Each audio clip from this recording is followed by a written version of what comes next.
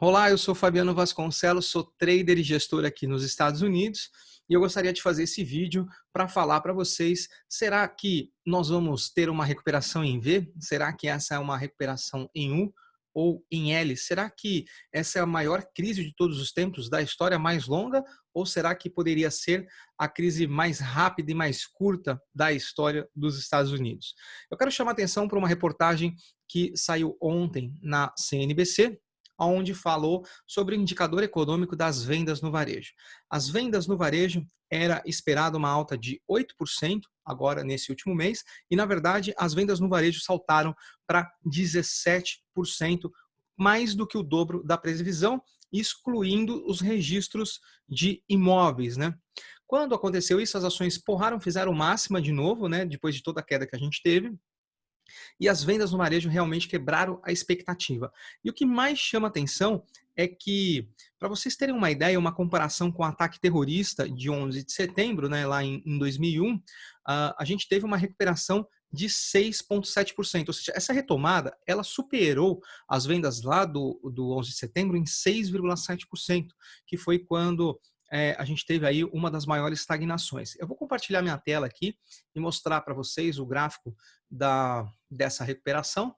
Aqui a gente pode ver as recessões que tiveram, né, o desvio padrão aí das crises, e aqui a gente tem a retomada exatamente das vendas no varejo. E olha a recuperação das vendas no varejo, como é muito gritante. Então, as vendas no varejo subiram 16,8% em relação ao mês anterior, mas veio aí o dobro da expectativa, né?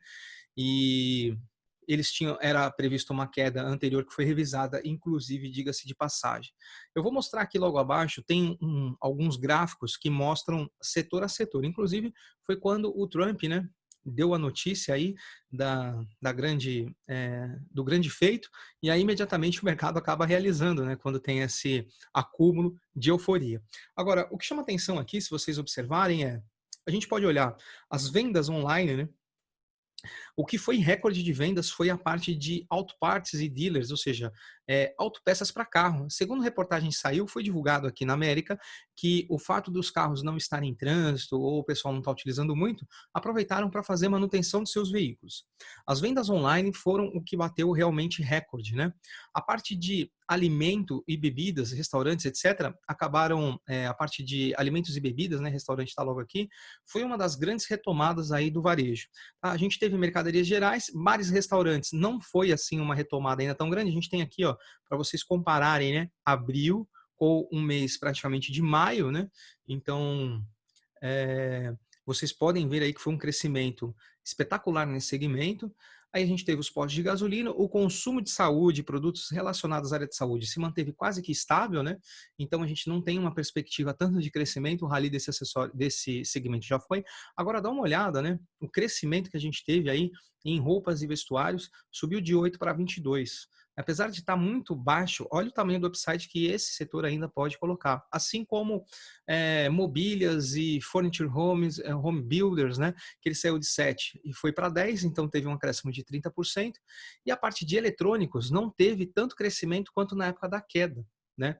Enfim, e depois de serem aí completamente fechados após o bloqueio, os serviços de alimentos e bebidas foi um dos que tiveram maior recuperação, com 29% de alta. Eu, particularmente, fui ao shopping center aqui na cidade onde eu moro, e o shopping estava lotado, os parques praticamente já abriram, eu fui ao parque neste final de semana, o parque estava cheio, porém a impressão que dá é que a gente teve uma retomada aí de em torno de 30% a 35% do público. Isso eu estou chutando visualmente porque eu sou um frequentador assíduo, então era a impressão que eu tive, isso não é dado nenhum, tá? E eu acredito sim que a gente venha a ter uma recuperação em V por causa dos incentivos da política fiscal monetária americana, onde o Fed não para de injetar dinheiro, já foram mais de 7,2 tri. A gente tem aí um plano de infraestrutura do presidente Trump no final do ano, venceria em setembro, ele está antecipando para aprovar mais de US$ 1 trilhão na área de infraestrutura, e temos aí também, indo ao Congresso, o Fed tentando angariar mais aprovação de mais fundos para que ele injete mais dinheiro. O Fed declarou, inclusive, hoje, que ele não vai deixar a política monetária e não vai deixar de comprar os títulos, né, fazer aí o quantitative easing, onde ele compra os bonds, os títulos das empresas. Então, eu acredito numa recuperação em V por causa dos incentivos do Fed, política monetária, assim como ele já citou que Boeing e GE são empresas estratégicas de defesa dos Estados Unidos, não vai poder deixar quebrar.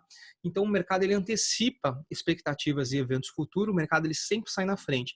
E de acordo com a recuperação do mercado, a gente pode ter noção e ideia de uma recuperação mais adiante. Então, eu queria trazer essa informação para vocês, que de notícia ruim e desgraça a gente já escuta. Agora, por mais, o que a gente não pode no mercado financeiro é comparar a economia real. É claro que entrou, né, uma enxurrada muito grande. Se a gente, de dinheiro, se a gente olhar, inclusive, eu quero chamar a atenção para os próximos, eu acredito, aí, os setores que vão estar em evidência, né? A gente teve nesse último mês, nos últimos 30 dias, o cuidados com a saúde foi praticamente o setor que menos acabou subindo, porque ele se antecipou ao problema do Covid e ele acabou subindo anteriormente, né? Porém, serviços aí da área de imóveis e indústria acabou dando um grande solavanco, né? Vou mostrar aqui o gráfico para vocês. Se a gente olhar aqui no último mês, a gente vê que os setores de cuidado de saúde praticamente não subiu mais, né? Ou seja, ele deu aquele upgrade que ele tinha que dar. E aí os setores que mais cresceram foram imóvel, indústria, o consumo cíclico que saiu na frente, financeiro e tecnologia. Tecnologia, na verdade, ele estava no topo da lista e ele veio perdendo destaque, já que foi um dos maiores ralis. Toda essa alta que a gente teve, muito foi impulsionado por setor de tecnologia, foi um dos grandes setores aí que desenvolveu, e no meio da queda ali, na primeira recuperação, materiais básicos foi algo que saiu na frente e começa a ficar para trás. Então, se a gente analisar aí, a gente não pode ir nunca naqueles que mais estão performando ou mais performaram. Isso significa que talvez a performance e o alcance daqueles setores já atingiram a sua maturidade. Seria inteligente a gente procurar os setores aí intermediários, esses sim teriam um maior upside, né?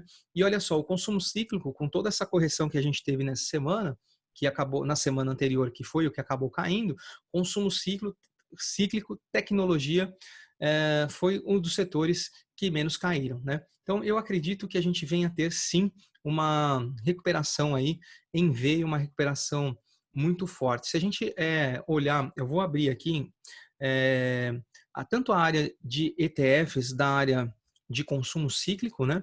E dos outros setores aí, praticamente que muito performaram. Eu vou abrir aqui para vocês, compartilhar minha tela. Se a gente analisar aqui, por exemplo, o XLY, ele mede aí o consumo discricionário, né? Então, no último mês, praticamente, ele teve uma alta aí de quase 21% do setor. Apesar da correção drástica, ele já mostra a recuperação de novo, né? Quem sabe aí pode formar um possível OCOI ou um possível padrão gráfico para a gente estar buscando máximas superiores. É uma possibilidade. Perceba que outros setores, como setores de biotecnologia, que foi uma das grandes queridinhas, e foi um setor aí que acabou dispensando a apresentação e realmente invejamos, que foi o setor que produziu medicamentos, equipamentos para a área de saúde, pesquisas de vacina, etc., subiram 66%. E ele começa esse setor agora praticamente a lateralizar, não desempenhar um papel tão bom. Já o setor da indústria, que é um setor que ficou esquecido, né, e tem aí um upside até sua máxima, pelo menos de mais 20%, ele já está quase que no meio do caminho, fazendo uma correção possível pullback para quem sabe aí engatar novas máximas, né?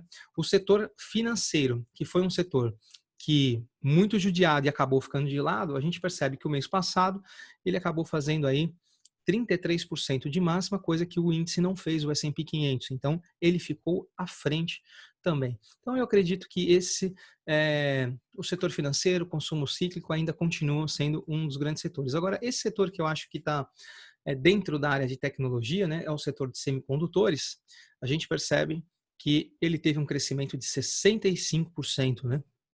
Ou seja, retomou praticamente os seus níveis anteriores e tem upside para retomar máximas históricas. O setor de semicondutores nada mais é do que o setor de produção de hardware, tanto de placas e placas de games e etc.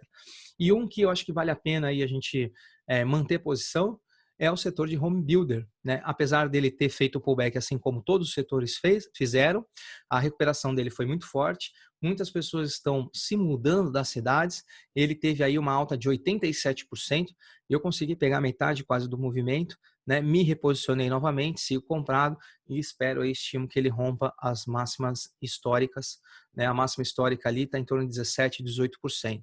Alguns analistas comentam na possibilidade de um S&P 500 3.400, 3.500 pontos. Há bancos que já estão dando call para 3.750 para o ano que vem, que é o caso do Morgan Stanley, mas esse é um assunto para o próximo vídeo e eu vou estar falando aí sobre o trade das eleições até a semana que vem para vocês e vou trazendo mais informações sobre a recuperação econômica e os relatórios dos research que a gente assina dos bancos aqui nos Estados Unidos. Espero que vocês tenham gostado, dêem o seu like, compartilhe e eu vejo vocês no book. Tchau!